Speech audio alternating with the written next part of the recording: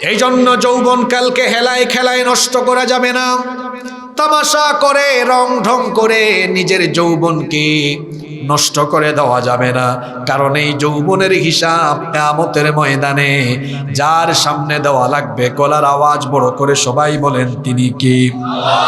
তিরমিজি শরীফের বর্ণনায় হাদিস এসেছে, আন ইবনে মাসউদ রাদিয়াল্লাহু আনহু قال قال النبي صلى الله عليه وسلم, আব্দুল্লাহ ইবনে মাসউদ রাদিয়াল্লাহু আনহু হাদিসটি বর্ণনা করেছেন। তিনি বলছেন, নবী করিম সাল্লাল্লাহু আলাইহি ওয়াসাল্লাম বলেছেন, লা তাজুলু কদামা ইবনি আদম মিন ইনদি রাব্বিহি হাত্তা ইউসআল আন খামসিন।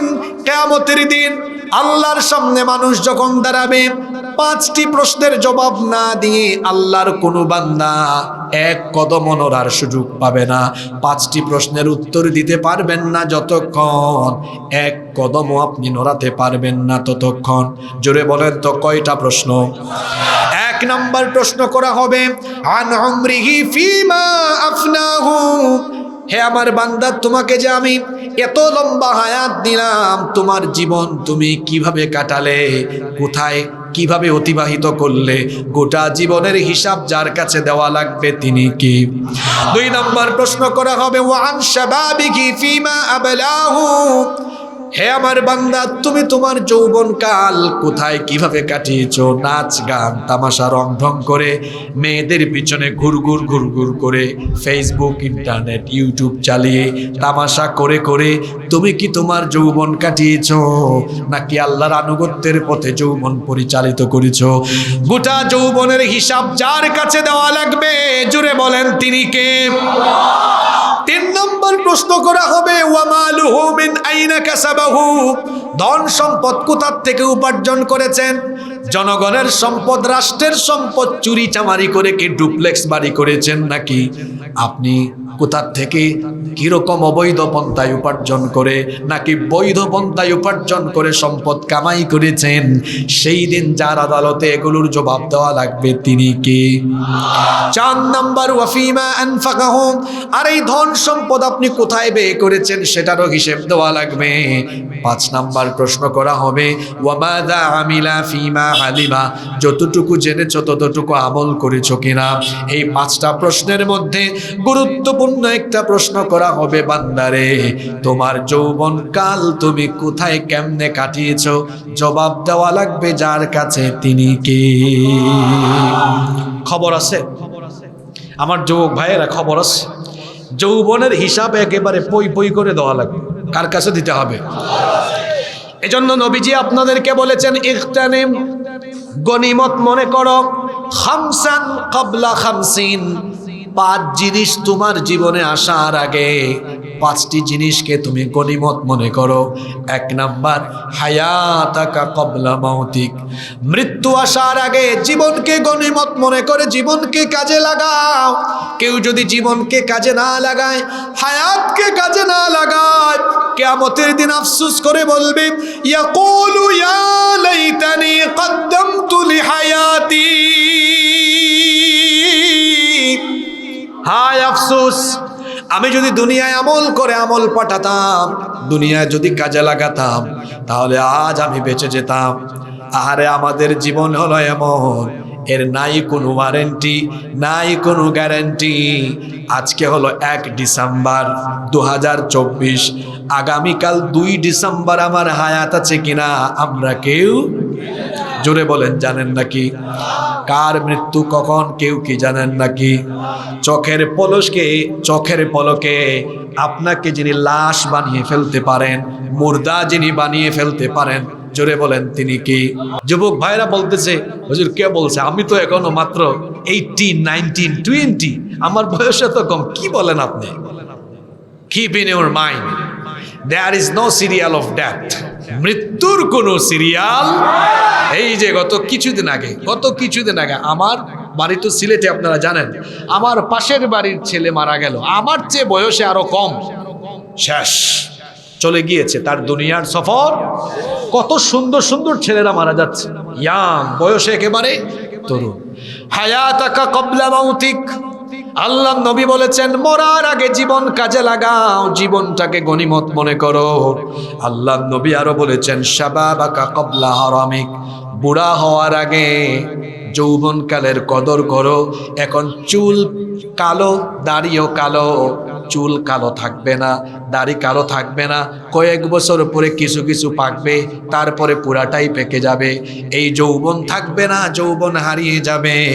এখানে আমার যত বাবারা এসেছেন, এই বাবারাও কিন্তু আমাদের মতো এক সময় জোয়ান ছিলেন, যুবক ছিলেন।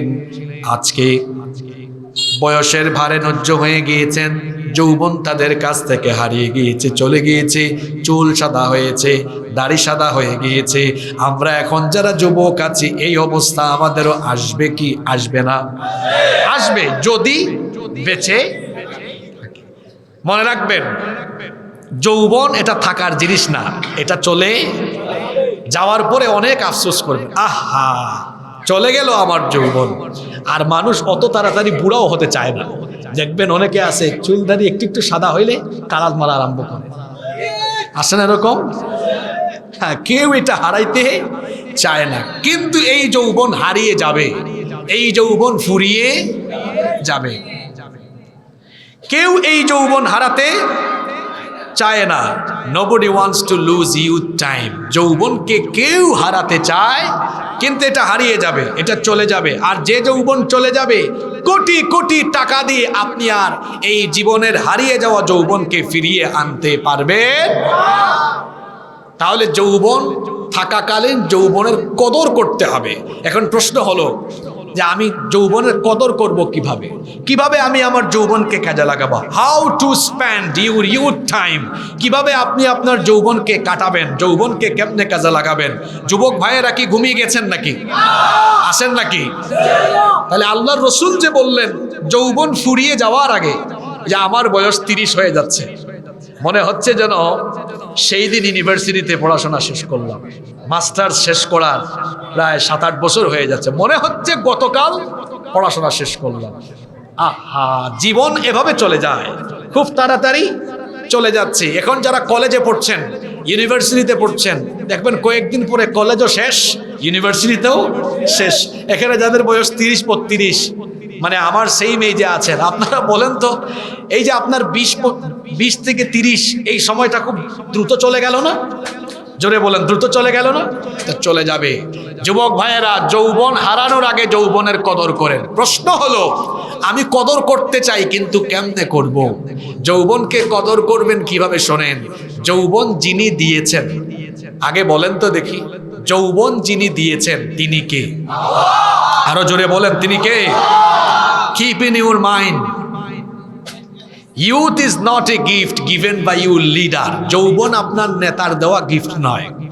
যেভাবে অনেক তরুণ যুবক ছেলেদেরকে, চেংরা চেংরা পোলাপাইন, পুচকা পুচকা পোলাপাইন, এদেরকে দেখি ওই যে নতুন নতুন নেতা হয়, কিছু টাকা পয়সা হয়েছে, এর থেকে টাকা খাওয়ার জন্য এর সামনে মোটরসাইকেল, পিছনে মোটরসাইকেল নিয়ে শোডাউন করে। আমার প্রিয় ভাইদেরকে বলছি, তরুণদেরকে, যুবকদেরকে বলছি, তুমি তরুণ বয়সে, যুবক বয়সে কারো চামচা হয়েও না। কারণ তোমার এই তারুণ্য, এই যৌবন কারো চামচামির জন্য দেওয়া হয় নাই। এই যৌবন আর তারুণ্য দেওয়া হয়েছে আল্লাহর জমিনে আল্লাহর কোরআনের রাজ কায়েমের জন্য। কোন নেতার ব্যক্তিগত সম্পদ, দাঁড়ান, কোন নেতার ব্যক্তিগত সম্পদ হয় না। আশা করি বুঝাতে পেরেছি। পার্সোনালিটি বাড়াও, ব্যক্তিত্ব বাড়াও। তুমি কেন তরমুজালি আর মর্তুজালি, তাও কি কমন পড়ছে নাকি নাম? নাম বলতে আমি বড় ভয় পাই। বিভিন্ন জায়গায় নাম বললে কয়, হুজুর আপনি কামটা কি করলেন, আপনি আমার নাম কেন বললেন? তরমুজালি আর মর্তুজালির চামচা হয়েন না। মর্তুজালি মিলতে পারে, তাই না? এটা বাদ দিয়ে দেই। আচ্ছা, high high high high high, কি বলেন? সভাপতির নাম অসুবিধা নেই, আমরা তো আরেকজনের ব্যাপারে বলতেছি, ঠিক কি না? এই জমিনে গুলাম হতে হবে কার? জোরে বলেন, কার? কিভাবে আপনি আপনার যৌবনকে কাজে লাগাবেন শুনেন। যৌবন যিনি দিয়েছেন সেই যৌবনদাতা মহান রবের জন্য আপনার যৌবন আপনি ওয়াকফ করে দিবেন, অর্থাৎ নিজের যৌবনকে, নিজের জীবনকে জান্নাতের বিনিময়ে যার কাছে বিক্রি করে দিতে হবে তিনি কে? এটাই আল্লাহ বলছেন, বান্দা শোনো, তুমি ঈমান এনে তোমার জান আর মালকে আমার কাছে সুপর্দ করে আমার সাথে তুমি এই উত্তম ব্যবসা করো, তাহলে আমি তোমাকে কি করব? শোনো, কোরআনে কারীমের 9 নম্বর সূরা, সূরা তাওবা এর 111 নম্বর আয়াতে আল্লাহ বললেন, ইন্নাল্লাহা আশতারা মিনাল মুমিনিনা আনফুসাহুম ওয়া আমওয়ালাহুম বিআন্না লাহুমুল জান্নাহ। নিশ্চয়ই আল্লাহ তাআলা মুমিনদের জান এবং মালকে খরিদ করে নিয়েছেন, কিনে নিয়েছেন। আল্লাহর শব্দ চয়নের নমুনা দেখেন, এখানে আলেমরা বসে আছেন, আল্লাহ ইশতারা শব্দ দিয়েছেন। ইশতারা মানে হলো আল্লাহ কিনে নিয়েছেন। কথা বুঝে থাকলে বলেন তো, আল্লাহ কি মুমিনদের জানমাল কিনবেন না কিনে নিয়েছেন? তাহলে এই কথার অর্থ হলো, মুমিন হতে চাইলে জান এবং মাল আগে আল্লাহর কাছে বিক্রি করতে হবে। যে ব্যক্তি আল্লাহর কাছে তার জান মাল সুপর্দ করতে পারে না, সে কোনোদিনও মুমিন হতে পারে না। What do you mean by selling system? আপনি এই যে বিক্রি করার পদ্ধতিটা আপনি কি বুঝেন? মনে করেন, দেন আপনার ফোনটা হাঁটা দেন একটু, আমার ফোন তো ব্যাগের ভিতরে, একটু দেন। বিক্রি করা বলতে আপনি কি বুঝেন? এই যে ফোন, আমার ভাইয়ের ফোন, মনে করেন এই মুহূর্তে তিনি আমার কাছে বিক্রি করলেন, আপনি ভয় পাইয়েন না, আপনি বিক্রি করেন নাই, সবাই জানে। তো উনি মনে করেন এই ফোন আমার কাছে বিক্রি করলেন, বিক্রি করার পরে এই ফোন কি এখন উনার ইচ্ছা মতো চলবে না আমার ইচ্ছা মতো চলবে? আমি কিনে ফেলেছি, আমি যেভাবে চাইবো সেভাবে চলবে। তো আল্লাহ মুমিনের ব্যাপারে বলছেন, মুমিন হতে চাইলে জানমাল আগে বিক্রি করতে হবে কার কাছে? তো এই ভাই যদি আমার কাছে ফোন বিক্রি করে তার মতো এই ফোন না চলে, তাহলে আমার জানমাল, আমি মুমিন হতে চাইলে আল্লাহর কাছে বিক্রি করে দেওয়ার পর আমার জানমাল কি আমার ইচ্ছায় পরিচালিত হবে না আল্লাহর ইচ্ছায় পরিচালিত হবে? বাবা গো, কি সুন্দর উত্তর দিলেন। তো আপনার তো জানমাল খরচ হয়, পরিচালিত হয় আল্লাহর ইচ্ছায় না, তাগুতের ইচ্ছায়, বেঈমানের ইচ্ছায়, মুনাফিকের ইচ্ছায়। যে ব্যক্তির জানমাল আল্লাহর পথে পরিচালিত হয় নাই, এই ব্যক্তির নামে ঈমান আলী হলেও কাজে কর্মে বেঈমান আলী। জানমাল বিক্রি করার মানে কি? আমার আল্লাহ যা চাইবেন, যেভাবে চাইবেন আমি সেভাবেই চলি। তাহলে আমার আল্লাহ কি চান? আজান হয়ে গেল, আমার আল্লাহ চান আমি যেন আমার আল্লাহকে সাজদা দেই। এখন আমি যদি আমার আল্লাহর চাওয়া মতো সাজদা না দেই, বুঝতে হবে আমার জান, আমার মালকে আমি আল্লাহর কাছে বিক্রি করতে পারি। আমার যুবক ভাইয়েরা, কি করে যৌবনের কদর করতে হবে শুনেন। এই যৌবন বয়সে ইবাদতের মাধ্যমে যৌবন কাটাতে হবে, আর যার গোলামি করতে হবে, জুড়ে বলেন তিনি কি? 5 ওয়াক্ত নামাজ আল্লাহ দিলেন, এই নামাজের ব্যাপারে আমার যুবক ভাইদেরকে সচেতন হতে হবে, কারণ নামাজ হলো মুমিনের সবচেয়ে বড় পরিচয়।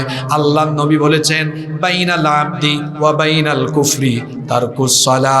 আল্লাহর বান্দা আর কাফিরের মধ্যে পার্থক্য হলো নামাজ ছেড়ে দেওয়া। এই জন্য মুমিন নামাজ ছাড়তে পারে না। শয়তান আমাদেরকে নামাজ থেকে দূরে রাখার জন্য সার্বক্ষণিক প্রচেষ্টা চালায়। এই শয়তান কখন হাসে আর কখন কাঁদে শুনেন, হাদিস শরীফ থেকে আপনাদেরকে শোনাচ্ছি। যখন কোনো ব্যক্তি আল্লাহ তাআলাকে সাজদা দেয়, তখন শয়তানের মন খারাপ হয়ে যায়। আল্লাহর নবী বলেছেন, ইআতাজালাশ শাইতানু আনহু ফায়াবকি।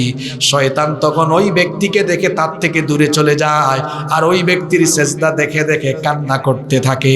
তাহলে মানুষ নামাজে গেলে শয়তান হাসে না কাঁদে? আর যখন কোনো ব্যক্তি শয়তানের তালে তাল মিলাইয়া চলে, যখন কোনো ব্যক্তি বেনামাজি হয়ে বসে থাকে, এইটা দেখে শয়তান হাসে না কাঁদে? এখন আমার যুবক ভাইরা যুবকের মতো আওয়াজ দিয়ে বলেন তো, আজান হলে নামাজের টাইমে আপনারা শয়তানকে হাসাবেন না কাঁদাবেন? তো শয়তানকে কাঁদাতে হলে আজান হলে যেতে হবে কোথায়? আরো জোরে বলেন কোথায়? যে যুবক তার যৌবনকাল আল্লাহকে সাজদা দিয়ে দিয়ে কাটাবে, যে যুবক তার যৌবনকাল আল্লাহর ইবাদত করে করে কাটাবে, এই যুবকের সম্মান, এই যুবকের মর্যাদা আমার রবের কাছে কত বেশি শুনেন। বুখারী, মুসলিম, তিরমিজি, নাসাই, ইবনে মাজাহ সহ বিখ্যাত হাদিসের অনেকগুলো গ্রন্থে এই হাদিস বর্ণিত হয়েছে। আন আবি হুরায়রা রাদিয়াল্লাহু আনহু قال قال رسول الله সাল্লাল্লাহু আলাইহি ওয়াসাল্লাম। সবচাইতে বেশি সংখ্যক হাদিস বর্ণনাকারী সাহাবী সাইয়্যিদুল মুহাদ্দিসিন আবু হুরায়রা রাদিয়াল্লাহু আনহু, এই হাদিসের বর্ণনাকারী সাহাবী, তিনি বলছেন রাসূল করিম আমার সাথে বলেন সাল্লাল্লাহু আলাইহি ওয়াসাল্লাম বলেছেন, সাবাতু ইউদিল্লুহুমুল্লাহু ফি দিল্লিহি ইয়াওমা লা দিল্লা ইল্লা দিল্লু। সাত শ্রেণীর মানুষকে রব্বুল আলামিন কিয়ামতের দিন তার আরশে আজিমের ছায়ার নিচে জায়গা দিবেন, যেদিন আল্লাহর আরশের ছায়া ছাড়া আর কোনো ছায়া থাকবে না। এই সাত শ্রেণীর মধ্যে এক শ্রেণী হলো ওয়াশাবুন নাশা ফি ইবাদাতিল্লাহ। যে যুবক তার যৌবনকাল আল্লাহর ইবাদতে কাটাতে পারে, আল্লাহর আনুগত্যের পথে পরিচালিত করতে পারে, ওই যুবককে আল্লাহ তাআলা কিয়ামতের দিন ডেকে ডেকে তার আরশের ছায়ার নিচে জায়গা করে দিবেন। নাঙ্গলকোটের যুবক ভাইয়েরা কি আল্লাহর আরশের নিচে জায়গা পেতে চান না? তাহলে আজান হলে যাব কোথায়? নামাজে গেলে হাসে শয়তান, হাসে না কাঁদে? আর না গেলে শয়তান, আমরা হাসাবো শয়তানকে না কাঁদাবো? কারা কারা শয়তানকে হাসাবেন হাত তুলেন। মাশাআল্লাহ, জোশের সাথে হুশও আছে। প্রত্যেক দিন আজান হওয়ার সাথে সাথে নামাজে গিয়ে আমরা শয়তানকে কাঁদাবো, আল্লাহকে খুশি করব। কারা কারা রাজি? দু হাত তুলে দেখান। মাশাআল্লাহ, হাত নামান। কিভাবে আপনারা যৌবনকে কদর করবেন শুনেন। রাত ৩টা-৪টা পর্যন্ত মোবাইলে তাহাজ্জুদ পড়া যাবে না। এখন তো আমার যুবক ভাইদের চেহারা নষ্ট হয়ে যাচ্ছে। যৌবন সময়ে তো চেহারা সুন্দর থাকার কথা, লাবণ্য থাকার কথা, স্মার্টনেস থাকার কথা, কিন্তু তারা না ঘুমিয়ে ঘুমিয়ে অবস্থা হয়েছে এমন, তাদের গালের দুই পাশের গোশতগুলো হাড্ডির চিপার ভিতর ঢুকে গিয়েছে। চোখে সমস্যা, মাইগ্রেনের সমস্যা। কারণ হলো রাত 3টা বেজে যায়, 4টা বেজে যায়, মোবাইল স্ক্রল করতে করতে, গার্লফ্রেন্ডের সাথে কথা বলতে বলতে তার সময় চলে যায়। ও আমার ভাইয়েরা, রাতের বেলা মোবাইল স্ক্রল করতে করতে আমাদের রাত যাবে না, বরং আল্লাহর প্রিয় বান্দাদের স্বভাব হলো ওয়া ইবাদুর রহমানিল্লাযীনা ইয়ামশুনা আলাল আরদি হাওনান ওয়া ইযা খাতাবাহুমুল জাহিলুনা ক্বালু সালামা ওয়াল্লাযীনা ইয়াবিতুনা লিরাব্বিহিম সুজদান ওয়া কিয়ামা। রহমানের বান্দা হলো তারা রাতের বেলা দীর্ঘ সময় রুকু আর সাজদা করে করে তাহাজ্জুদে রাত কাটায় যারা, আল্লাহর প্রিয় বান্দা হলো তারা। ও আমার যুবক ভাইয়েরা, প্রেম ভালোবাসার সবচেয়ে মজার সময় হলো গভীর রাত। গভীর রাতে প্রেম ভালোবাসা জমে উঠে, আর সেই সময় আল্লাহ আপনার সাথে প্রেম ভালোবাসা বিনিময় করতে চান। 5 ওয়াক্ত নামাজের মুয়াজ্জিন সাহেব হলেন আমাদের আব্দুল করিম আব্দুস সাত্তার, আর তাহাজ্জুদের নামাজের মুয়াজ্জিন স্বয়ং আল্লাহ। সুবহানাল্লাহ পড়তে মন চায় না? তাহাজ্জুদ নামাজের মুয়াজ্জিন, মুয়াজ্জিন মানে ঘোষণাকারী, স্বয়ং আল্লাহ। হাদিসে এসেছে, যখন এই তাহাজ্জুদের টাইম অর্থাৎ 1/3 রাত যখন অতিবাহিত হয়ে যায়, রব্বুল আলামিন দুনিয়ার আসমানে অবতরণ করে এখানে এসে ডাকেন, মান যাল্লাযী ইয়াদউনি, এমন কে আছো গভীর রাতে তোমার ঘুম বাদ দিয়ে আমাকে ডাকবে, আমার সাথে প্রেম ভালোবাসা বিনিময় করতে চাইবে। ফাআস্তাজিবা লাহু, আমি তার ডাকের জবাব দিব। মান যাল্লাযী ইস্তাগফিরনি, কেমন আছে গুনাহ করতে করতে গুনাহের সাগরে অবগাহন করে ফেলেছে, এমন কেউ আছে নাকি গভীর রাতে আমার কাছে ক্ষমা চাক? আহা বান্দা, তোমার গুনাহ যদি হয় আকাশ পরিমাণ, মনে রাখবে আমার দয়া হলো তার চাইতে আরো বেশি পরিমাণ। সুবহানাল্লাহ। তুমি আসো একটু চোখের পানি ছাড়ো, চোখের পানির পাওয়ার এত বেশি, গোটা পৃথিবীর সাগর আর মহাসাগরের পানি দিয়ে জাহান্নামের উত্তপ্ত আগুন নেভানো যায় না, কিন্তু কেউ যখন অনুতপ্ত হয়ে অনুশোচনার চোখের পানি বের করে, এই অনুশোচনার চোখের পানির ফুটার এত দাম, এই চোখের পানি নাকের ডগায় আসার আগে আল্লাহ জাহান্নামের আগুন তা হারাম করে নেন। যুবক ভাইদেরকে বলবো রাত 3টা 4টা পর্যন্ত মোবাইল চালাইও না। এই বয়স হলো আল্লাহর ওলি হয়ে যাওয়ার বয়স, চরিত্র গঠনের বয়স। রাতের বেলা তাহাজ্জুদের নামাজে দাঁড়িয়ে যাও, কারণ এটা আল্লাহর প্রিয় বান্দাদের বৈশিষ্ট্য। আল্লাহ তাআলা বলেছেন আল্লাহর প্রিয় বান্দারা শেষ রাতে মোবাইল চালায়া কাটায় না, ওয়াবিল আসহারি হুম ইস্তাগফিরুন, ইস্তেগফার করে করে রাত কাটিয়ে দেয়। আল্লাহর ভয়ে, জাহান্নামের ভয়ে তার কলিজাটা কেঁপে ওঠে। অতীতের গুনাহ মনে করে, অতীতের গুনাহ, অতীতের পাপ মনে করে কলিজা থরথর করে কেঁপে উঠে, আর আল্লাহর কাছে ধরনা দিয়ে অনুতপ্ত হয়ে মাফ চাইবে। এমনটা করে রাতের বেলা যারা আল্লাহর কাছে ধরনা দিবে, আহারে দেখেন এই যে রাত হয়ে গেল, আমার দিকে তাকান, সন্ধ্যার পরে বলেন তো কোনো মানুষের দরজা বন্ধ না খোলা? জোরে বলেন বন্ধ না খোলা? রাতের বেলা সবার দরজা বন্ধ হয়ে যায়, কিন্তু একজনের রহমতের দুয়ার খোলা থাকে। যার রহমতের দুয়ার খোলা থাকে তিনি কে? সবার দরজা বন্ধ, রাতের বেলা একজনের দুয়ার খোলা। কার? জোরে বলেন কার? তো আল্লাহর রহমত চান না আপনারা? আল্লাহ ডাকতে থাকেন, কিরে কার কি লাগবে? মানদাল্লাযী ইয়াসআলানি, কি লাগবে, কি চাইবে বলো। বুজুর্গ ব্যক্তিদের সিক্রেট আমল হলো তাহাজ্জুদের নামাজ। আমার নবীর আমল কেমন ছিল দেখেন, আমি আপনি ঘুমাতে ঘুমাতে গাল ফুলে যায়, আর আমার নবী যার জীবনে কোনো গুনাহই নাই, নবুয়তের আগেও মাসুম, নবুয়তের পরেও মাসুম, রাত হয়ে গেলে তাহাজ্জুদের সময় এত লম্বা সময় তিনি নামাজে দাঁড়াতেন। নামাজে দাঁড়াতে দাঁড়াতে তার পা মুবারক ফুলে যেত। আমাদের মা আম্মা জানা আয়েশা রাদিয়াল্লাহু আনহা এটা দেখে বললেন, নবী গো আপনার তো আগেও কোনো গুনাহ নাই, পরেও কোনো গুনাহ নাই, দীর্ঘ রাত পর্যন্ত তাহাজ্জুদে দাঁড়িয়ে থেকে কেন আপনি এত কষ্ট করেন? আল্লাহর নবী তখন বললেন, আয়েশা আমি জানি আমার গুনাহ নাই, আমি জানি আল্লাহ আমাকে মাফ করে দিয়েছেন, জান্নাতেও দিয়ে দিয়েছেন, সবচেয়ে বেশি মর্যাদা দিয়েছেন, তারপরেও আমি এত লম্বা সময় আল্লাহর ইবাদত করি, এত লম্বা সময় আল্লাহকে সাজদা দেই, তার কারণ হলো এই যে আমার আল্লাহ আমাকে এত নিয়ামত দিলেন। আফালা উহিব্বু আন আকুনা আবদান শাকুরা, এই নিয়ামতের জন্য আমি কি আল্লাহর শুকরগুজার বান্দায় পরিগণিত হব না? আমার যুবক ভাইদেরকে বলবো, যৌবনকে গনিমত মনে করে কিভাবে কদর করবেন। যৌবন বয়সে তাহাজ্জুদের আমল আপনি আপনার মধ্যে ডেভেলপ করেন, 5 ওয়াক্ত নামাজের পাশাপাশি তাহাজ্জুদের আমল তৈরি করেন, আর কোরআন অধ্যয়ন। এই যে আজকে আমি বড় খুশি হলাম, এত যুবক ভাইয়েরা মাহফিলের আয়োজন করলো, কষ্ট করলো। এই একদিন শুধু বছরে মাহফিল করে আমাদের দায়িত্ব শেষ নয়, বরং সারাটি বছর কোরআনের সাথে আমাদের সম্পর্ক তৈরি করার দরকার আছে না নাই? তুতা পাখির মতো কোরআন পড়বেন না।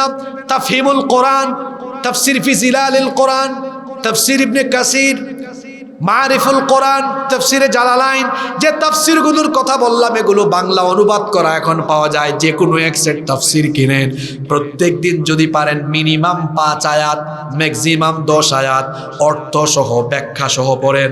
যদি প্রতিদিন 5 আয়াত পড়তে পারেন, গোটা কোরআন পড়তে সময় লাগবে 4 বছর, ক্যালকুলেটরে হিসাব করে বলতেছি।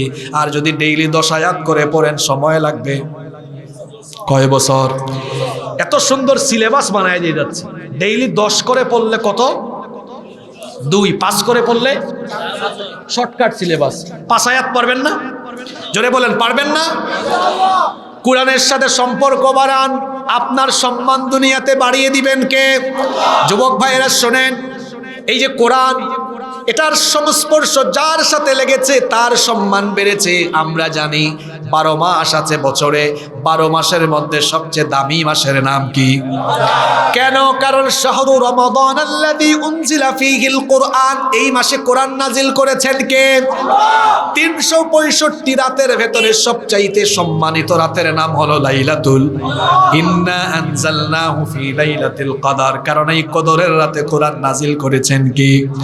ইংরেজি, আরবি, ফার্সি, পৃথিবীতে ভাষার ছড়াছড়ি, কিন্তু সবচাইতে দামি ভাষার নাম হলো কেন?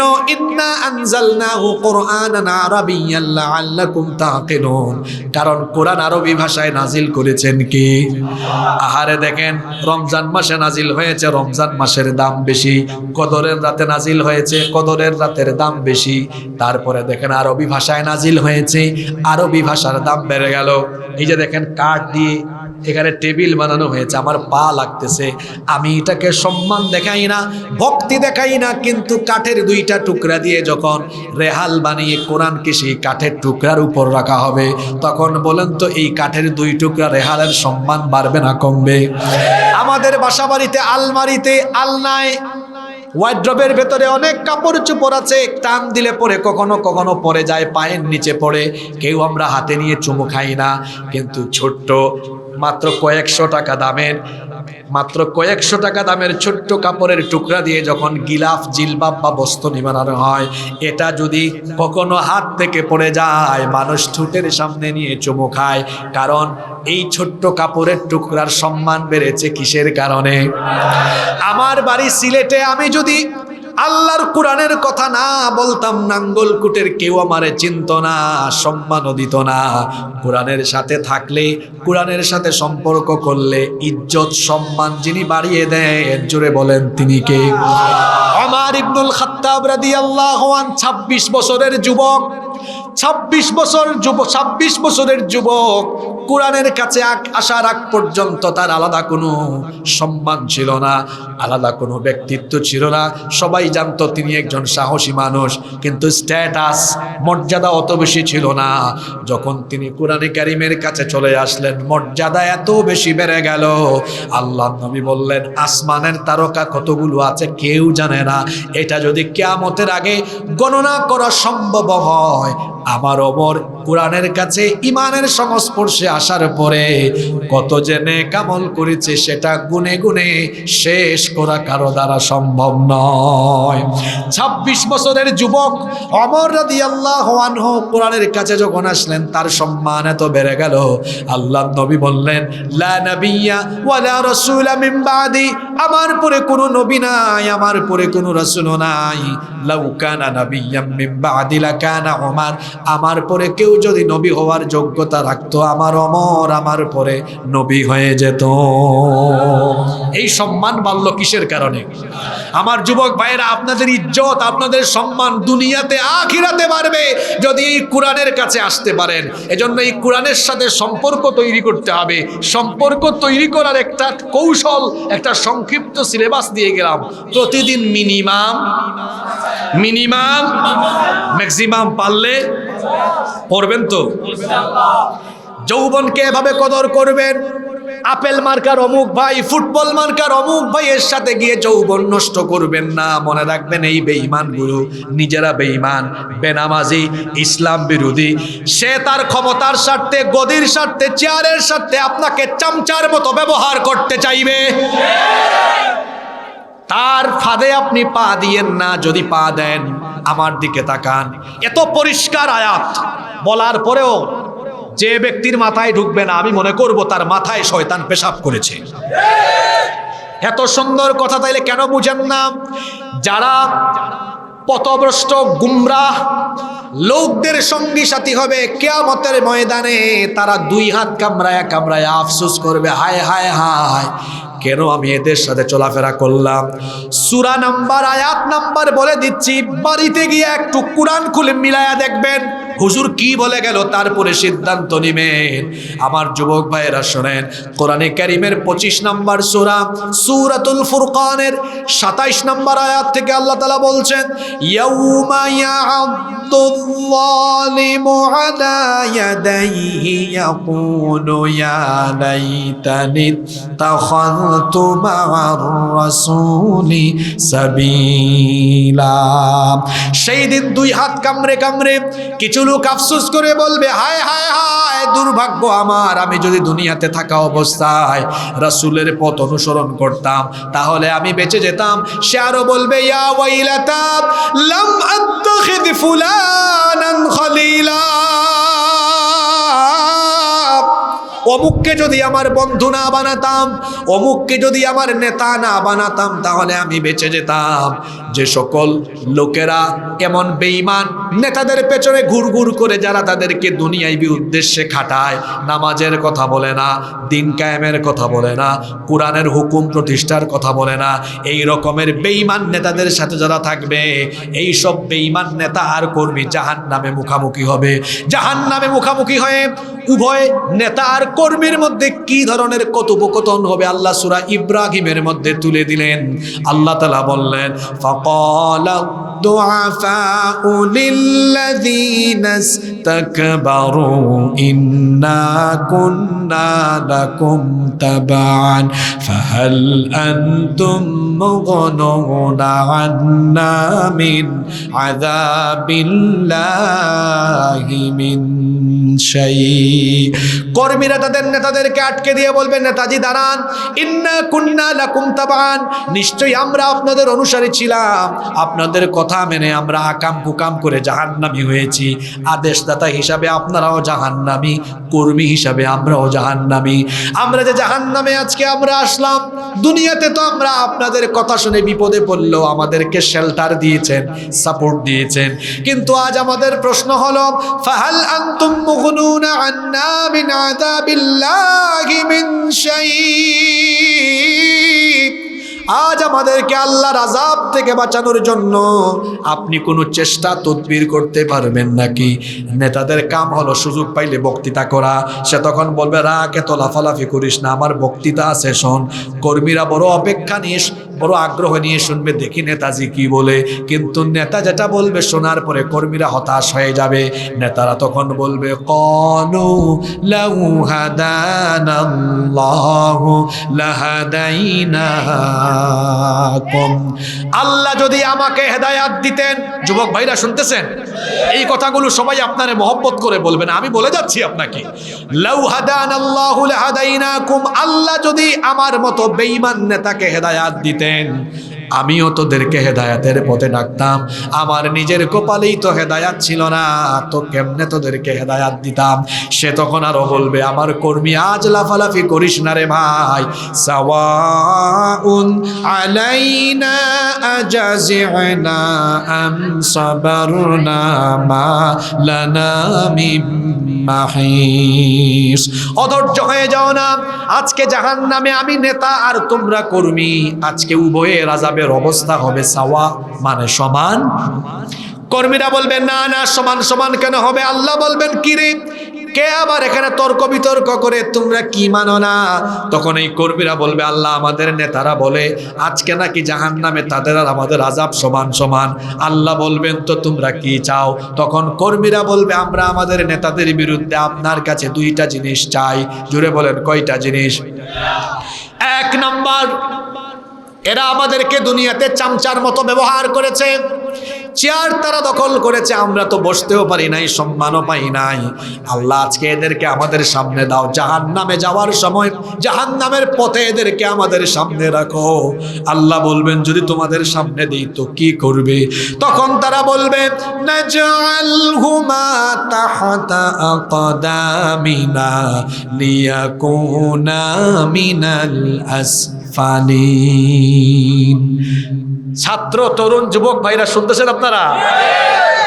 আল্লাহ এদেরকে সামনে দেন, এদের বুকের উপরে পাড়ায়া পদদলিত করে, দলিত মথিত করে তারপর জাহান্নামে যাব। নেতা তোমার নেতাগিরি ছুটাই দিবে, তোমার কর্মী তোমার বুকের উপর উঠে পারাবে। দুই নাম্বার, শোনেন, দুই নাম্বার আল্লাহ এদেরকে, এরা বলে শাস্তি নাকি সমান সমান হবে। আল্লাহ আপনার কাছে দুই নাম্বার চাওয়া হলো, রব্বানা আতিহিম দিআফাইনি মিনাল আযাবি ওয়ালআনহুম লা'নান কাবীরা। আজ আমাদেরকে জাহান্নামে আপনি যে আযাব দিবেন, আমাদের আযাবের সমপরিমাণ নয়। আমাদেরকে যে আযাব দিবেন, আমাদের নেতাদেরকে আমাদের আযাবের ডবল আযাব দিবেন। আহা, নেতা কর্মীর উভয়ের অবস্থা হাসরে হবে এটা। আর বর্তমানে দুনিয়াতে দেখেন না, যারা ভিন্ন দেশি লেসপেন্সার আর যারা অন্যায় অপকর্মে সংযুক্ত হয়ে নেতা কর্মী উভয়ে যত ধরনের অপরাধ করেছে, আরে আখিরাত তো পরে, এটা তো হবে, এই বিচার তো হবে। দেখেন না দুনিয়াতেই কর্মী রেখে নেতা পালায়, আছে না নাই? আর এই সব চামচাদের কারণে প্রতিটা এলাকায় মানুষ যন্ত্রণায় পড়ে গিয়েছিল। মাইকের আওয়াজ যদি তাদের কেড়ে যায়, আমি বলবো তুমি তো এমন চামচা, তুমি তো ঢাকা বা চট্টগ্রাম এয়ারপোর্টে যাওয়ার পয়সাও তোমার কাছে নাই, অথচ তোমার নেতা তোমারে ভালায়া থুইয়া টিকিট কেটে উড়াল দিয়েছে। আছে না নাই? যুবক তরুণ ভাইদেরকে আমি আজ বলে যাচ্ছি, আমার ভাইয়েরা অনুরোধ করছি, আমিও যুবক, আপনারাও যুবক, এই যৌবন বয়স কারো কাছে বর্গা দিবেন না, বন্ধক দিবেন না, কারো চামচামি করবেন না। এই যৌবন বয়সে আলেম ওলামাদের সাথে থাকবেন, কোরআনের সমাজ বিনির্মাণে থাকবেন।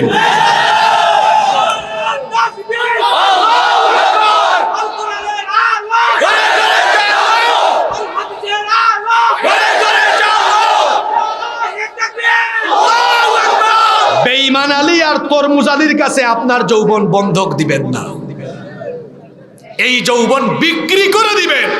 জোরে বলেন কার কাছে? শেষ পয়েন্টে আমরা যাব, 10টা মিনিট গভীর মনোযোগ চাচ্ছি, সবাই মনোযোগী থাকবেন তো? কিভাবে যৌবনকে আল্লাহর কাছে দিয়ে দিবেন, কয়েকজন যুবকের কথা বলে আমি শেষ করব। হযরতে জুলাইবিব রাদিয়াল্লাহু আনহু, নাম কি বললাম? জুলাইবিব, বয়সে তরুণ, বয়সে জুলাইবিবের উত্তরসূরি হতে হবে আমার যুবক ভাইদেরকে।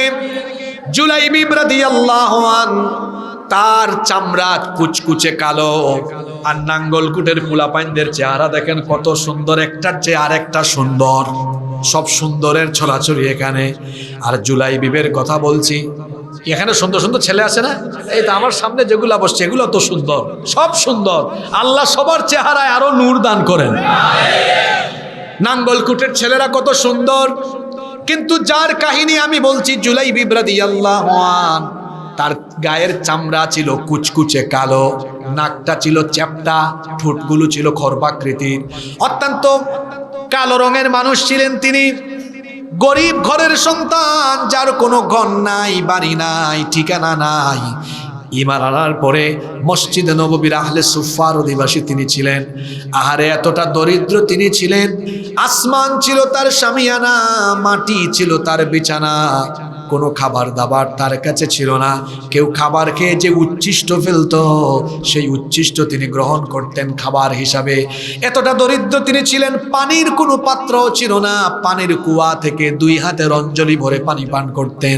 সেই জুলাইবিব ঈমান আনার পরে নিজের জীবনটাকে আল্লাহ এবং আল্লাহর রাসূলের প্রেমে, আল্লাহর জমিনে আল্লাহর দ্বীন প্রতিষ্ঠার জন্য তিনি কিভাবে উৎসর্গ করেছেন আমার যুবক ভাইয়েরা ভালো করে শোনেন।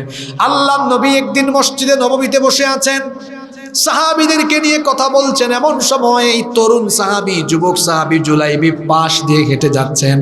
আল্লাহর নবী সাহাবীদেরকে বললেন, ওই যে হেঁটে যায় তাকে কি তোমরা চিনো নাকি? তারা বললেন, না, তাকে তো আমরা চিনি না। কারণ জুলাইবিব তিনি অখ্যাত বংশের মানুষ ছিলেন, তারে আর কে চিনবে? গরিব ঘরের মানুষ, কিন্তু একজন নেতা যিনি হবেন, যিনি সমাজ এবং রাষ্ট্রকে নেতৃত্ব দিবেন, ইসলামী নেতৃত্বের গুণাবলী হলো একজন সাধারণ পর্যায়ের কর্মীর খবরও তার কাছে থাকা লাগবে। আল্লাহর নবী বললেন, তোমরা তাকে চিনো না, কিন্তু আমি তাকে চিনি। এ হলো আমার প্রিয় সাহাবী জুলাইবিব। সুবহানাল্লাহ। নবীজি ডাক দিলেন, বললেন, ইয়া জুলাইবিব আলা তাতাজাওয়াজ, হে জুলাইবিব, বয়স তো কম হলো না, তুমি তো বয়সে তরুণ, তুমি কি বিয়ে করবে না? জুলাইবিব বললেন, ইয়া রাসূলুল্লাহ, আমরা সবাই বলি সাল্লাল্লাহু আলাইহি ওয়াসাল্লাম। কে আমার কাছে তার মেয়ে বিয়ে দিবে? আমার চেহারা ভালো না, দেখতে সুন্দর না, বাড়ি নাই, ঘর নাই, কিছুই নাই, মদিনার কোনো পিতামাতা তার মেয়ে আমার কাছে বিয়ে দিবে না। আমি তো আখিরাতের অপেক্ষায় আছি, বিয়ে হবে কি হবে না এটা আমি জানি না। আল্লাহর নবীকে এই কথা জবাব দিয়ে তিনি চলে গেলেন। দ্বিতীয় দিন আল্লাহর নবী তাকে একই রকমের প্রশ্ন করলেন, জুলাইবিব একই রকমের উত্তর দিলেন। তৃতীয় দিন আল্লাহর নবী তাকে পেয়ে আবারও একই রকমের প্রশ্ন করলেন, জুলাইবিব একই রকমের উত্তর দিলেন।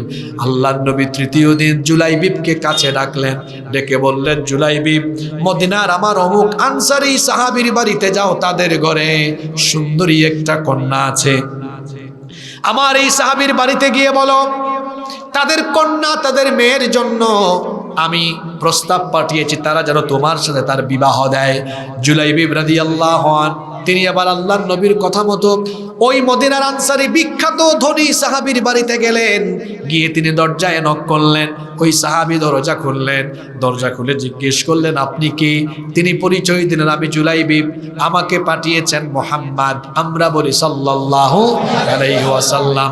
আল্লাহর নবীর কথা শোনা মাত্রই ওই বিখ্যাত ধনী সাহাবী, আনসারী সাহাবী তাড়াতাড়ি করে ভেতরে ঢুকালেন। বললেন, আসেন, আল্লাহর রাসূল আপনাকে পাঠিয়েছেন, নিশ্চয়ই কোনো পয়গাম বা সংবাদ দিয়ে আমার কাছে আপনাকে পাঠিয়েছেন। জুলাইবিব রাদিয়াল্লাহু আনহু বললেন, হ্যাঁ, অবশ্যই আল্লাহর নবী একটা পয়গাম দিয়ে আমাকে পাঠিয়েছেন। পয়গাম হলো, আপনার মেয়ের বিবাহের প্রস্তাব নিয়ে এসেছি। ওই আনসারী সাহাবী মনে করলেন হয়তো নবীজি নিজে বিয়ে করার জন্য প্রস্তাব পাঠিয়েছেন। তিনি বললেন, আমি আর কোনো কিছু ভাববো না, চিন্তাও করবো না, আমার মেয়েকে আল্লাহর নবীর কাছে বিবাহ দিতে আমি রাজি আছি। জুলাইবিব রাদিয়াল্লাহু আনহু বললেন, না, প্রস্তাবটা আল্লাহর নবীর জন্য নয়। তিনি তখন বললেন, তাহলে কার জন্য? জুলাইবিব রাদিয়াল্লাহু আনহু বললেন, প্রস্তাবটা হলো আমার জন্য। তখন এই আনসারী সাহাবী চুপচাপ হয়ে গেলেন, কোনো জবাবও দিতে পারছেন না, কারণ জুলাইবিবকে তো পাঠিয়েছেন মুহাম্মাদুর রাসূলুল্লাহ সাল্লাল্লাহু আলাইহি ওয়াসাল্লাম। তিনি বললেন, আপনি অপেক্ষা করেন। ভেতরের কামরায়, ভেতরের রুমে গিয়ে তার বিবিকে ডাক দিলেন। বিবিকে শোনালেন, দেখবেন বিবাহ শাদীর পয়গাম আসলে পুরুষের চাইতে নারীরা বেশি কথা বলে। ওই সাহাবীর স্ত্রী একটু আড়াল থেকে দেখলেন, দেখে বললেন, ইন্না লিল্লাহ, এত কালো, কুচকুচে কালো চেহারা, কুচকুচে কালো চামড়া, দেখতে মায়াও লাগে না, সুন্দরও লাগে না, উস্কো খুস্কো চুল, ধুলোবালি যুক্ত বদনে এখানে এসেছে, ছেঁড়া জামা কাপড় গায়ে দিয়ে এসেছে। এই গরিব, এই কালো ছেলের কাছে আমাদের সুন্দরী মেয়ে কেমনে বিয়ে দিব? দুইজন মিলে কথা বলছেন আর তারা সিদ্ধান্ত নিচ্ছেন তাকে ফিরিয়ে দিবেন। ভেতর থেকে তাদের সুন্দরী মেয়ে সকল কথোপকথন শুনে ফেললেন। শোনার পরে বললেন, হ্যাঁ আমার বাবা এবং মা, এত বড় দুঃসাহস কি করে আপনাদের হলো? আল্লাহর রাসূলের প্রস্তাব আপনারা ফিরিয়ে দিচ্ছেন, এত বড় স্পর্ধা আপনাদের কি করে হলো? তখন তার বাপ এবং মা দুজনে বললেন, আমাদের আদরের মেয়ে, তুমি হয়তো আবেগের বশবর্তী হয়ে কথা বলছো, একটু আড়াল থেকে ছেলেটাকে দেখো, বিয়ের রুচি তোমার নষ্ট হয়ে যাবে। তাদের সুন্দরী আদরী মেয়ে, তিনি তখন বললেন, আমি এক নজরও দেখতে চাই না। আল্লাহর রাসূল আমার জন্য যাকে ঠিক করেছেন, এ ব্যাপারে আমার কোনো আপত্তি নাই, কোনো দ্বিধা ছাড়া আমি রাজি হয়ে গেলাম। দুজনের বিবাহ হয়ে গেল। তরুণ তরুণী, যুবক যুবতীদের জীবনের স্বপ্নের রাত হলো বাসর রাত। বাসর সজ্জায় জুলাইবিব এবং তার স্ত্রী খুব কাছাকাছি, দুজনে কথাবার্তা বলছেন। এমন সময় দরজার বাহির থেকে আওয়াজ আসলো, আইনা জুনুদুল্লাহ, আল্লাহর সৈন্যরা কোথায়, মুজাহিদেরা কোথায়? আল্লাহর রাসূল জিহাদের ডাক দিয়েছেন। এই কথা শোনা মাত্র বর্ণনাকারী সাহাবী বলছেন, তীরের ফলা থেকে ধনুক যেভাবে ছুটে যায়, ঠিক এরকম দ্রুততার সাথে জুলাইবিব তার স্ত্রীর কাছ থেকে বিচ্ছিন্ন হয়ে গেলেন। উলঙ্গ তরবারি হাতে নিয়ে জিহাদের ময়দানে ছুটে গিয়ে বীর পুরুষের মতো তিনি লড়াই করতে করতে 7 জন কাফিরকে জাহান্নামে পাঠিয়ে নিজেও তিনি শহীদ হয়ে গেলেন। যুদ্ধ শেষ হয়ে গেল। আল্লাহর নবী ময়দানে আসলেন, এসে বললেন, আমার শহীদ সকল সাহাবীদের লাশগুলোকে একত্রিত করো। সকলের লাশ আনা হলো। আগেই বলেছিলাম জুলাইবিব ছিলেন অখ্যাত, তারে কেউ অত বেশি চিনতো। আল্লাহর নবী সবগুলো লাশ দেখলেন। আল্লাহর নবীকে আল্লাহ জানিয়ে দিয়েছিলেন তার প্রিয় জুলাইবিব এই যুদ্ধে শহীদ হয়ে গিয়েছেন। আল্লাহর নবী সবগুলো লাশ দেখলেন আর বললেন, সবার লাশ আমি দেখছি, কিন্তু আমার হাবিবকে তো আমি এখনো দেখছি না। নাম ধরে ডাকলেন না, বললেন আমার হাবিবকে তো আমি দেখছি না। সাহাবীরা বললেন, মান হাবিবুকা ইয়া রাসূলুল্লাহ সাল্লাল্লাহু আলাইহি ওয়াসাল্লাম, আপনার হাবিব আবার কে? আল্লাহর নবী বললেন, আমার হাবিবকে তোমরা চিনো না, তোমরা খোঁজা লাগবে না, আমার হাবিবকে আমি আজ নিজেই খুঁজে বের করব। আল্লাহর নবী যুদ্ধের ময়দানে নিজেই খোঁজাখুঁজি আরম্ভ করলেন, দূর থেকে লক্ষ্য করলেন 7টা দেহের পাশে একটা নিথর দেহ পড়ে আছে। আল্লাহর নবী সেখানে গেলেন, যাওয়ার পরে দেখলেন চেহারার উপরে, মুখমণ্ডলের উপরে ধুলাবালু।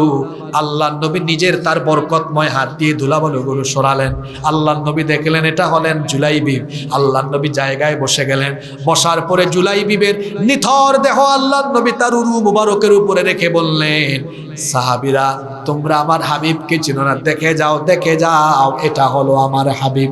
আল্লাহর নবী তারপরে বললেন, আরে জুলাইবিব গত রাতেই বিয়ে করলে, বাসর সজ্জায় ফুল সজ্জায় মদিনার ধনী আনসারী সাহাবীর সুন্দরী মেয়েকে বিয়ে করলে, বিয়ে করে বাসর ঘর করতে পারলে না।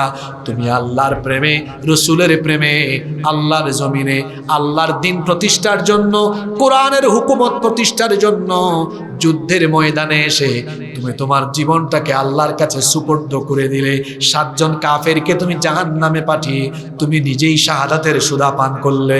এই কথা বলতে বলতে সাহাবীরা চলে এসেছেন। নবীজি সাহাবীদেরকে বললেন, সাহাবীরা আজ আমি তোমাদেরকে সাক্ষী রেখে বলছি, এই জুলাইবিব আমার জন্য যা করেছে, আল্লাহর দিনের জন্য যা করেছে, আমি তার উপর রাজি হয়ে গিয়েছি। আমি তোমাদেরকে সাক্ষী রেখে বললাম, জুলাইবিব রে তুমি আমার, আমি তোমার।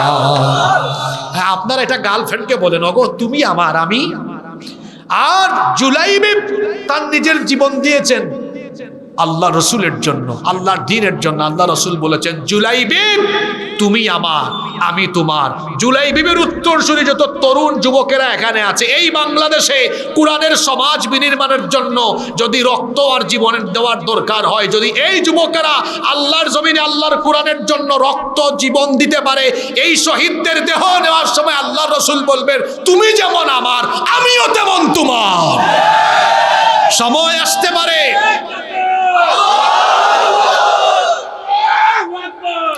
সময় আসতে পারে এই বাংলাদেশে আরেকটি বিপ্লবের জন্য, আল্লাহর এই জমিনে আল্লাহর কোরআনের রাজ কায়েমের জন্য তরুণ যুবকদেরকে আবারও রক্ত দেওয়া লাগতে পারে, জীবন দেওয়া লাগতে পারে। তখন কি আমরা তাগুতের গোলাম হব না রসুলের সৈনিক হব? রসুলের সৈনিক হয়ে আল্লাহর রসুলের জন্য, কোরআনের জন্য রক্ত আর জীবন দিতে কারা কারা প্রস্তুত আছেন? দুহাত তুলে দেখান।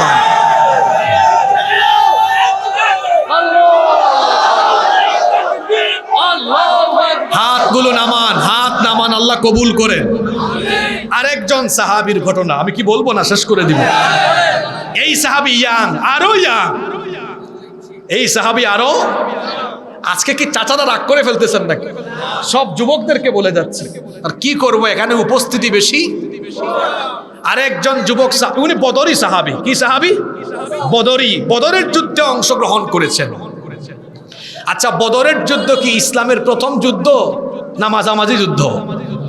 প্রথম যুদ্ধ। মাঝামাঝি কে বলছে? প্রথম যুদ্ধ। কি যুদ্ধ? মুসলমানদের সংখ্যা 313, কাফিরের সংখ্যা 1000। ভাগছে কে?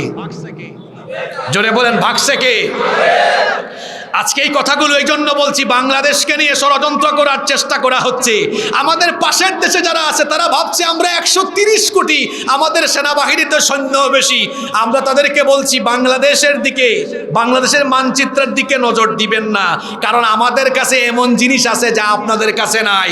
আমার 14 কোটি মুসলমানের কাছে ইমানের অস্ত্র আছে। এই ইমানি চেতনায় বলিয়ান হলে পরে আমাদের সামনে কেউ দাঁড়াতে পারবে না, যেভাবে দাঁড়াতে পারে না এই বদরের যুদ্ধে কাফিররা। আমাদের সংখ্যা ছিল কম, তাদের সংখ্যা বেশি, কিন্তু আমাদেরকে বিজয় দিয়েছেন কে? সংখ্যা দিয়ে মুসলমান বিজয়ী হয় না, মুসলমান বিজয়ী হয় আল্লাহর তরফ থেকে আসা সাহস দিয়ে, ইমানি চেতনা দিয়ে। যে ফেরাউনের দল আগস্ট মাসে বাংলাদেশ থেকে বিতাড়িত হলো, তাদের কাছে অস্ত্র ছিল কম না বেশি? আর আমার তরুণ যুবক, আমার ছাত্র ভাইদের কাছে কোনো অস্ত্র ছিল? নিরস্ত্র মানুষদের কাছে তারা পরাজয় বরণ করতে বাধ্য হয়েছে। সুতরাং সাবধান করছি, আগের ফেরাউনরাও পারে নাই, সামনে কেউ দাঁড়ালে, আগামীতে কেউ আসলে কেউ টিকতে পারবে না।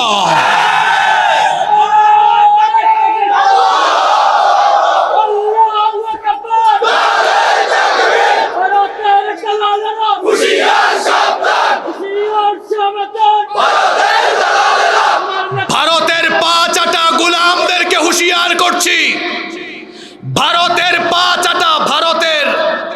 চাটা গোলাম আর তাবেদারদেরকে, ইন্ডিয়ান লেসপেন্সারদেরকে আমি সাবধান করছি। আগের ফেরাউনরা আমার ভাইদের বুকে বুলেট গুলি চালিয়েও দমাতে পারে নাই। সুতরাং আমার দেশের মানচিত্র নিয়ে ছিনিমিনি খেলার চেষ্টা করা হলে এর দাঁত ভাঙা জবাব দেওয়া হবে। সম্মানিত ভাইয়েরা, বলছিলাম বদরের কাহিনী। আল্লাহর নবী বদরে 313 জন নিয়ে হাজির হয়েছেন। নবীজি পেরেশান, চিন্তায় পড়ে গিয়েছেন, হায় হায়, আমার সাথে যারা এসেছে আর যারা আমার বিরুদ্ধে এখন যুদ্ধ করবে, এরা আবার রক্ত সম্পর্কের আত্মীয়। ছেলে ইসলাম কবুল করেছে, বাপ ইসলাম কবুল করে নাই, তো যুদ্ধে বাপ বেটা মুখামুখি, চাচা বাতিজা। নবীজি চিন্তা করছেন, হায় হায়, যদি যুদ্ধে মুখামুখি হয়ে ইমানের চেতনার টানের চাইতে আত্মীয়তার চেতনার টান বেশি মারে, তাহলে পরাজয় আছে না নাই? আল্লাহ নবী যখন এই চিন্তা করছেন, একজন সাহাবী নাম হলো মিকদাদ বিন আমর, তিনি এটা বুঝলেন। তিনি বললেন, আল্লাহ নবী, আপনি টেনশনে পড়ে গেছেন, বুঝতে পেরেছি। ইমদি লিমা আরাকাল্লাহ ফানাহনু মাআক, টেনশন কইরেন না, আল্লাহ যেদিকে বলছেন আমাদেরকে নিয়ে চলেন, শাহাদাতের রাস্তায় নিয়ে চলেন, আমরা আপনার সাথে আছি। সুবহানাল্লাহ।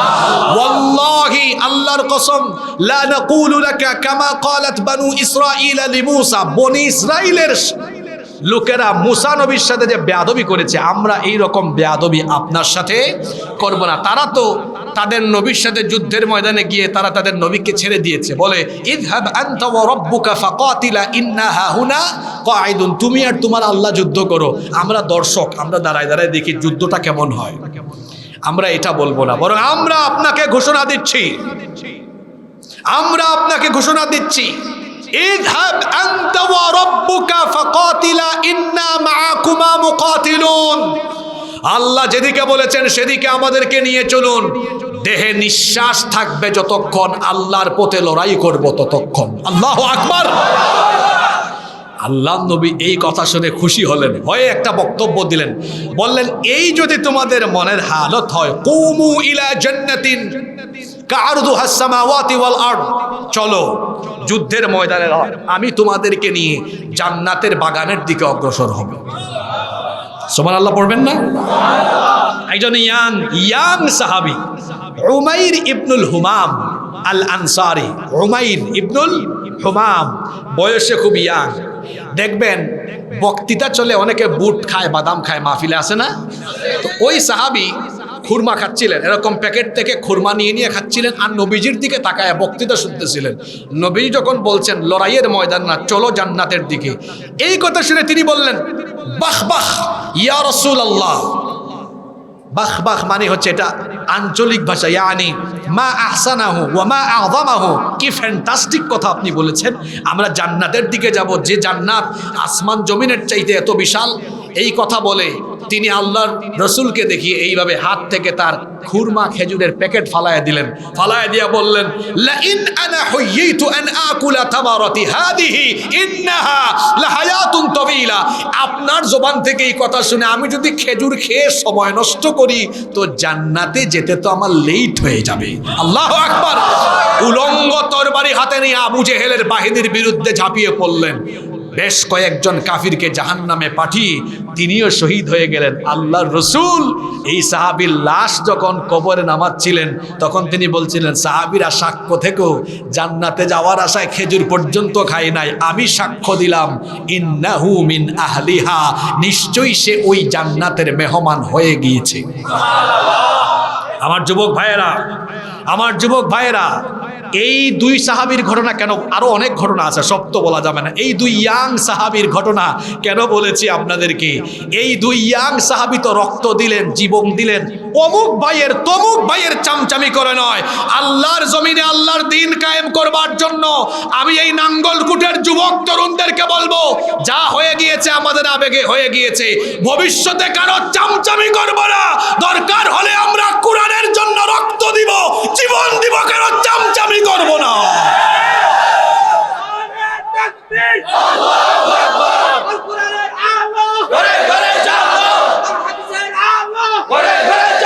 বহু তামাশা হয়েছে, বহু খেলা হয়েছে আপনাদেরকে দিয়ে। এই ব্যাককলের দল আপনাদের হাতে তুলে দেয় অস্ত্র শস্ত্র, আপনাদের হাতে তুলে দেয় ইয়াবা, গাঁজা, ফেন্সিডিল, AK-47। কেন? তার স্বার্থের জন্য। যারা আপনাদের হাতে অস্ত্র শস্ত্র দিয়ে তারা আপনাদেরকে ব্যবহার করে, এইসব বেঈমানদের সঙ্গ ছাড়বেন। যারা আপনার হাতে কোরআন হাদিস তুলে দেয়, আপনাকে নামাজের দিকে ডাকে, আর আপনাকে যারা বলে আসেন ভাই আল্লাহর জমিনে আল্লাহর কোরআনের স্লোগান দেন, আল্লাহর জমিনে আল্লাহর কোরআনের রাজ কায়েম করেন, রাসূলুল্লাহর উত্তরসূরিদের সাথে আমরা থাকব, আমরা আগামীর বাংলাদেশকে কোরআনের বাংলাদেশ হিসাবে গঠন করব। এই বাংলাদেশে সব আমরা দেখে ফেলেছি গো। ৭১-এর পর ২৪ পর্যন্ত ৫৪ বছর চাটার দল চেটে পুটে সব খেয়ে ফেলেছে। মানুষকে কনভিন্স করেছে, বলেছে আমরা বাংলাদেশের ভাগ্য বদলে দিব। তারপরে যখন নিজেরা ক্ষমতা পেয়েছে, বাংলাদেশের মানুষের ভাগ্য বদলায় না, প্রতিদিন তাদের কাপড় বদলায়, প্রতিদিন তাদের ঘড়ি পাল্টায়, জুতা পাল্টায়, বাড়ি পাল্টায়, গাড়ি পাল্টায়। বাংলাদেশের মানুষের ভাগ্য আর বদলায় না। বাংলাদেশের মানুষের ভাগ্যের পরিবর্তন ঘটাতে হলে চোর, ডাকাত, চাঁদাবাজ, দুর্নীতিবাজ লোকদের পরিবর্তে কোরআনওয়ালা লোকদেরকে পার্লামেন্টে পাঠাতে হবে। আগামীর পার্লামেন্টকে কোরআনওয়ালাদের নেতৃত্বে গঠন করতে হবে। এজন্য নাঙ্গলকোট, কুমিল্লা সহ সারা বাংলাদেশের প্রত্যেকটি এলাকা থেকে কোরআনওয়ালাদেরকে আমরা পার্লামেন্টে পাঠাবো। এই যে কোরআনের ওয়াজ হচ্ছে, এটা দিয়ে মানুষের ঈমানকে উজ্জীবিত করা যায়, চাঙ্গা করা যায়, এটা সত্য। কিন্তু অপরাধ অন্যায় নির্মূল করে একটি কল্যাণমুখী রাষ্ট্র গঠনে এই ওয়াজ মাহফিল বৃহত্তর ভূমিকা পালন করতে পারে। হ্যাঁ, ভূমিকা আছে। মানুষের ঈমান চাঙ্গা করে ঈমানে একটু চার্জ পাওয়া যায়, কিন্তু বৃহত্তর কল্যাণ হয় না। এই কোরআন ওয়াজ মাহফিলের প্যান্ডেলের পাশাপাশি যদি পার্লামেন্ট, সেক্রেটারিয়েট আর বঙ্গভবনে রাখা যায়, আর সেখানে কোরআনওয়ালা মানুষ পাঠানো যায়, তাহলে বাংলাদেশে অন্যায় অপরাধকে হুকুম দিয়ে আদেশ করে করে বন্ধ করে বাংলাদেশকে কল্যাণমুখী রাষ্ট্রে পরিণত করা হবে। এই জন্য কাদেরকে অবদান রাখতে হবে? যুবকদেরকে। আমার চাচাদের তো টেম্পার শেষ, রাগ করলেন নাকি? আল্লাহর রসুল মদিনায় সমাজ, ইসলামী সমাজ প্রতিষ্ঠা করলেন, রক্ত দিয়েছে, জীবন দিয়েছে, সংগ্রাম করেছেন। সবচেয়ে বেশি কারা? হ্যাঁ, বয়স্করা অবদান আছে, বয়স্কদের অবদান আছে, কিন্তু বেশি অবদান কাদের? এই বাংলাদেশকে আমরা একটি কুরআনী সমাজ, কুরআনী রাষ্ট্র হিসাবে দেখতে চাইলে এই নাঙ্গলকুটের গোটা বাংলাদেশের তরুণ যুবকদেরকে কোরআনের দিকে এগিয়ে আসতে হবে। রাজি আছেন তো? সবকের কথা মনে আছে? কি মনে রাখছেন? ডেইলি কয় আয়াত? আরে আমি ভাবছিলাম নাঙ্গলকুটের পোলাপাইন বাড়ায়া বলবে, এ তো আমি মিনিমাম সিলেবাস দিয়েছি। মাশাআল্লাহ। কত? আচ্ছা 20 লাগবে না, কত? পারবেন তো? ইনশাআল্লাহ পারবেন তো? ওয়াদা দিলেন। আল্লাহ সবাইকে কবুল করেন।